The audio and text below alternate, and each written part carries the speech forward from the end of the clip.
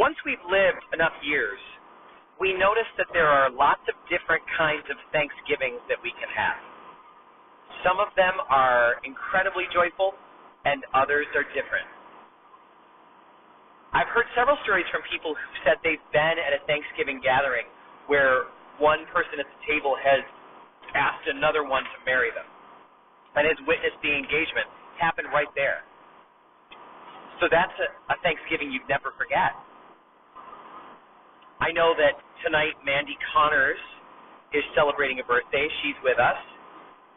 Mandy turned 33 today, and so that Thanksgiving Eve 33 years ago is the day that her mother and father will never forget. But there are other kinds of Thanksgivings. 20 years ago, in 1996, my grandmother died right before Thanksgiving. And so my family didn't know what to do. We couldn't have a fun, festive Thanksgiving as sad as we were. So we went to a restaurant, and we lowered our expectations. We didn't even try, really. And as we look at the list of names of members of our parishes in Ravenna and Cooksaki who have died this year, we can see that there are many families, many of them that are here right now, who can relate to that. It's interesting that several people have commented to me that they are dreading Thanksgiving this year. And some of them have been kind of the typical ones that you might be able to relate to. Maybe they have an aunt who drinks too much and they know she's going to act out. Or they have a brother-in-law who monopolizes the conversation at the table and they have to endure. Or maybe they have parents that ask probing questions. When are you guys going to have kids? You know, and it's just a little bit too much. But that's interesting because actually when we gather with our families, that is when we have the potential for some serious spiritual growth. One writer has said, the next time you think you've got it all together spiritually, the next time you think you're so enlightened, go and spend a week with your parents. But there's something else this year that is causing even more trouble. And that is the election that we just had.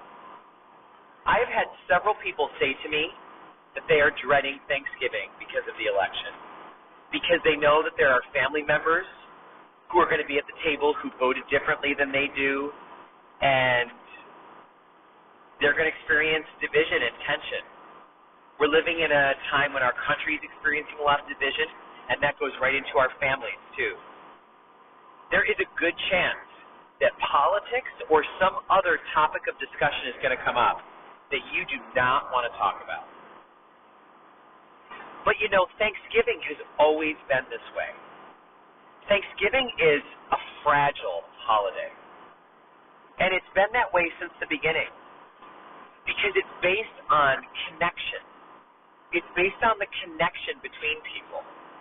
And if that connection is lost, the turkey and the dressing do not taste the same. A connection is so fragile, it has to be protected and guarded. It's precious, and it can be hurt and lost. So how do we protect something as precious and as fragile as the connection that we have with our loved ones on Thanksgiving? I think there are many ways that our tradition helps us to understand this, but I will say that two of them stand out to me this Thanksgiving. One of them is that each of us needs to figure out what our trigger is and then agree right now that we are not going to react to it. We may have a brother who likes to provoke us. We may have an outspoken stepmother. Whatever it is, we need to make a choice right now that we are not taking the bait, that we are not going to respond to our trigger. Some families have policies that they're actually planning on putting in place this weekend, like we're not going to talk about politics, or maybe there's some other topic that is off limits for this family. And that is probably a good idea for a lot of us. But if we're not hosting the Thanksgiving, we're not going to get to make those rules. And that's when a quote that Jackson Browne once said really comes to mind.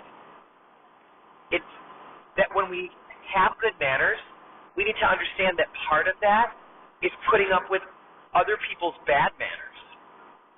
Having good manners means that we're going to take the high road. And we can decide to do that right now.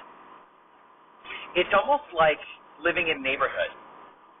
We have to choose that no matter what our neighbors do, we're going to keep our side of the street clean. If they choose to do something different, that's none of our business. But we are not going to react. We are not going to let anyone else pull our trigger. The second thing that comes to mind is to remember that the day is about gratefulness. It's about gratitude. So one approach that we could take is to stay in gratitude. We need to remain in the grateful spirit. Because we may have things happen that make us angry, but you can't be grateful and angry at the same time. Those things are not possible to exist in the same place at the same time. We can't be fearful and grateful at the same time. So if we choose gratitude, there won't be room for those other afflictive emotions.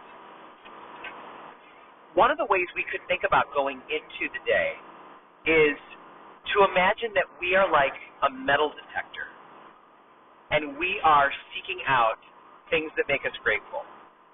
Imagine when people take metal detectors to the beach. They find all sorts of treasures that other people just step over. They have no idea that they're there because they're not looking for them, because they're not tuned in to them. And we need to have a gratefulness detector with us, especially tomorrow, because that gratefulness detector is going to allow us to see the treasures in front of us. It's going to help us to put the focus where it belongs. We're going to be able to pick up the treasure that other people might just walk right past. It kind of stinks that we have to work so hard to protect Thanksgiving. It would be easier if it weren't so fragile. But let's remember that this holiday was always fragile. Think of how it started. Imagine the Native Americans and the Pilgrims sharing a meal together. Think of how fragile that was. These groups didn't speak the same language. They didn't have the same customs or foods. We know they didn't even have the same goals. But they figured out a way to break bread together, to find peace together. So let us maintain the spirit this holiday was founded upon. And let's fill our hearts with gratitude, because our mouths will speak whatever